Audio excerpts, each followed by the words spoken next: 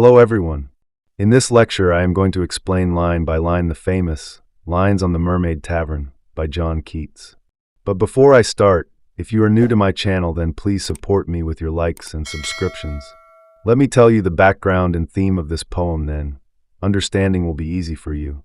Actually, this is a poem that reflects the poet's admiration for the Mermaid Tavern. You should not be confused about it.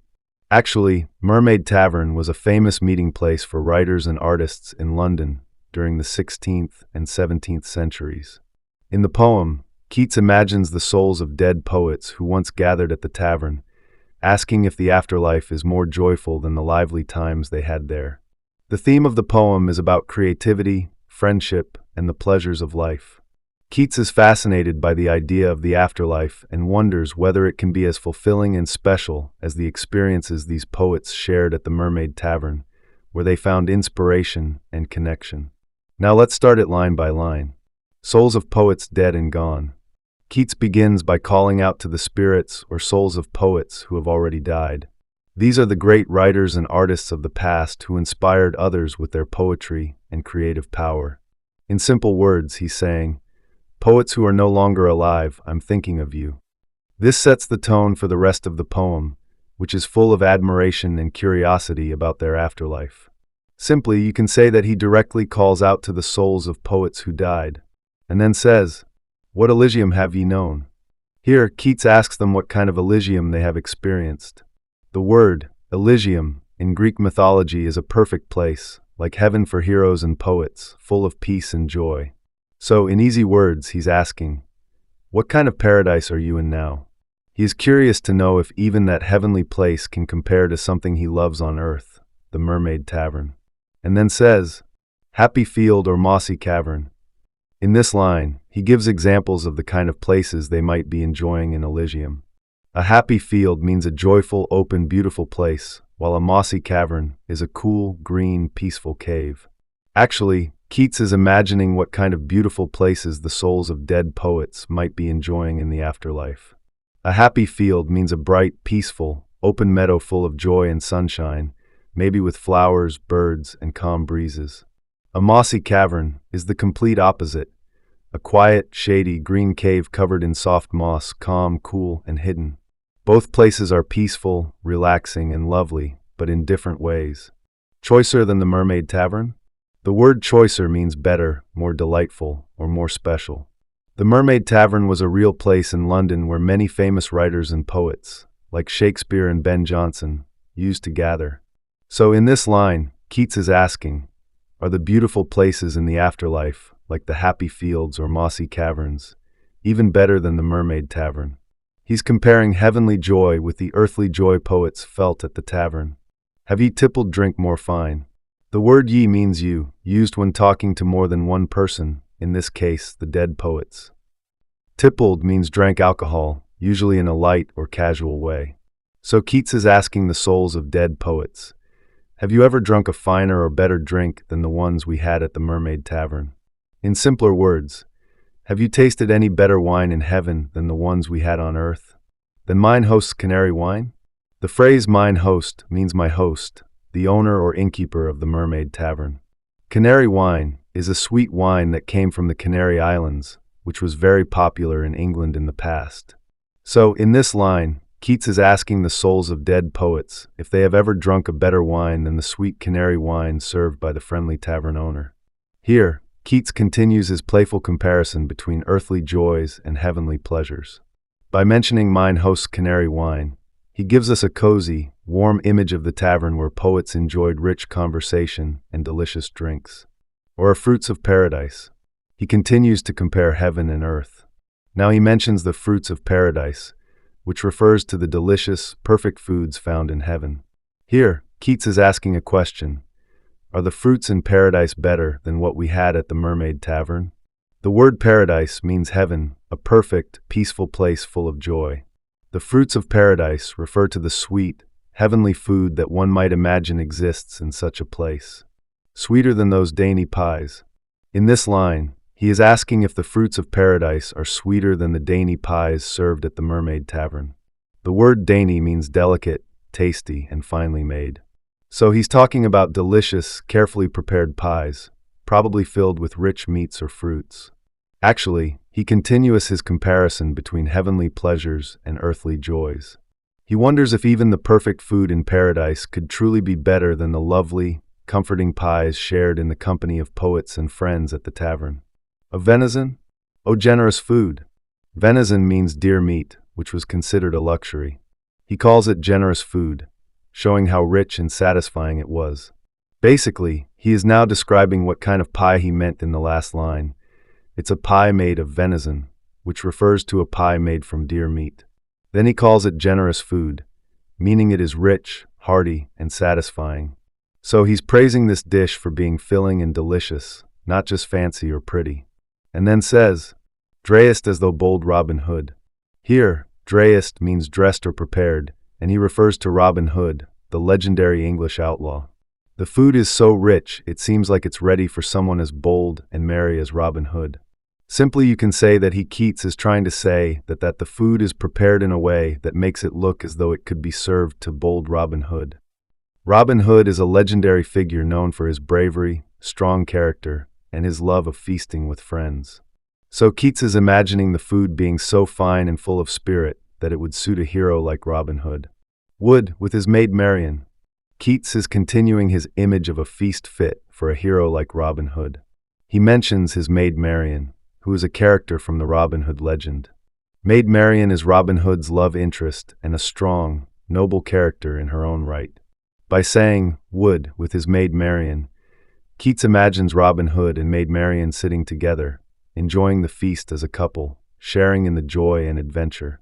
Sup and bows from horn and can.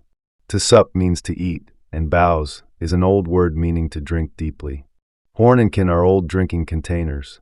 He imagines Robin Hood and Marian drinking and eating joyfully from these old mugs and cups. In other words, you can say, the horn refers to a drinking vessel made from animal horn, and can refers to a metal drinking container. So this line is describing the act of Robin Hood and maid Marian enjoying their drinks from traditional, rustic vessels. Then says, I have heard that on a day. Now the poet is introducing a piece of gossip or a story that he has heard. The phrase on a day suggests that this event happened on a specific day, although the poet doesn't give an exact date. He is about to tell us something interesting or unusual that he has learned about the Mermaid Tavern or the souls of poets. Mine host's signboard flew away. The signboard is the wooden sign that hangs outside a tavern, usually with its name or symbol. Keats says it flew away, magically like a bird. Actually, it refers to the sign that hangs outside the Mermaid Tavern, showing that it is a tavern or inn. Mine host is an old-fashioned way of saying the tavern owner or innkeeper. The phrase flew away suggests that the signboard disappeared or was blown away by the wind. This adds an element of mystery, as though something strange or unexpected has happened to the tavern. Nobody knew whither till. Whither means where. So he's saying that no one knew where the signboard went. Simply, he is saying that nobody knew where the signboard had gone. The word whither is an old-fashioned way of asking about the direction or place where something has gone. So, the poet is describing how, when the signboard from the Mermaid Tavern flew away, no one knew where it had gone, leaving everyone curious and puzzled. An astrologer's old quill. An astrologer is someone who studies the stars and planets, and his old quill is the feather pen he writes with. So Keats brings in a magical, wise figure. This also adds a mystical or magical touch to the poem, suggesting that some things, like the signboard's disappearance, are beyond ordinary understanding and require the insights of someone connected to the cosmos, like an astrologer. To a sheepskin gave the story. In this line, the poet says that the astrologer wrote down the story on sheepskin. Sheepskin refers to a piece of animal skin, which was commonly used in the past to make paper for writing. So, the astrologer took the story about the Mermaid Tavern's signboard and recorded it on a piece of sheepskin, which was the material used before modern paper became popular. Said he saw you in your glory. Keats mentions that the astrologer claimed to have seen the souls of the dead poets in their glory. Glory here refers to a state of magnificence, brilliance, or greatness. The astrologer is suggesting that the souls of these poets were seen in a glorious, joyful, and perhaps even majestic state, enjoying the afterlife. This reflects the idea that poets, even after death, continue to live in a state of honor and fulfillment. Underneath a new old sign. In this line, he describes how the souls of the poets are seen. The phrase new old sign seems paradoxical, meaning it is both new and old at the same time. It could suggest a sign that has been around for a long time, but has been renewed or replaced to look fresh. This might symbolize a timeless place that has seen many changes, but still carries a sense of continuity, like the Mermaid Tavern, which has a history but remains ever present. This line suggests that the souls of the poets are still connected to their old roots. The Mermaid Tavern, a place full of history, yet it has been revitalized in a new, glorious form. This blending of the new and old emphasizes that their artistic legacy continues to live on in a way that is both modern and ancient. Sipping beverage divine. The word divine means something heavenly or godlike, so the beverage is no ordinary drink. It is a perfect, heavenly drink that gives great pleasure and satisfaction. The use of sipping suggests that they are drinking slowly, enjoying every moment of it, savoring the experience. The beverage divine is not just any drink, but a symbol for the highest form of pleasure or artistic satisfaction. It suggests that these poets, in the afterlife, are enjoying the fruits of their labor, the ultimate reward for their creativity and expression. The drink represents a sense of fulfillment and peace, possibly a reward for the purity and beauty of their poetic works. And pledging with contented smack. The word pledging refers to making a toast or drinking to someone's health or honor, usually in celebration.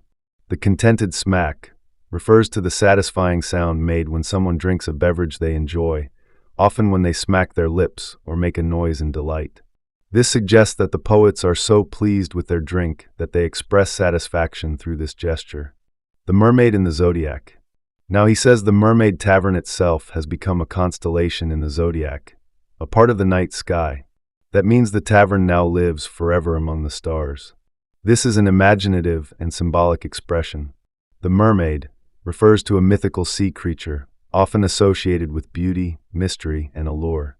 The zodiac refers to the circle of 12 astrological signs that represent different parts of the sky. By combining these two ideas, the poet suggests a magical, mysterious, and otherworldly place where the souls of the poets enjoy their time together. Souls of poets dead and gone. This line is repeated again. Actually, the phrase dead and gone means that these poets are no longer alive. The poet is invoking the spirits of poets who lived in the past, asking what kind of afterlife they might have experienced. The poet seems curious and fascinated about the state of these souls now that they are beyond the physical world. What Elysium have ye known? In this line, the poet asks the souls of the dead poets what kind of Elysium they have experienced. Elysium refers to a place of perfect happiness, often described in ancient Greek mythology as the final resting place for the souls of the righteous or heroic individuals. It is often imagined as a paradise or an ideal afterlife. The poet is asking these poets what kind of paradise or heavenly reward they have enjoyed after their death. Happy field or mossy cavern. In this line, the Keats asks whether the dead poets are in a happy field or a mossy cavern in the afterlife. The happy field suggests a bright, open, and cheerful place, full of joy and peace. On the other hand, a mossy cavern gives an image of a cool, dark, and quiet place, maybe with a peaceful or mysterious atmosphere. The poet is asking if the poets' resting places are filled with light and happiness, or if they are in a more hidden, quiet space with a sense of calmness. Choicer than the Mermaid Tavern? Again in this last line, Keats asks whether the afterlife of these poets is better or more special than the Mermaid Tavern, a famous tavern in London known for its lively atmosphere and association with writers, poets, and artists. The word choicer means something that is more exceptional or higher in quality. The poet is wondering if the poet's afterlife is more enjoyable or fulfilling than the good times they had at the tavern. I hope you have enjoyed this lecture, but please don't forget like and subscription to my channel. Thank you.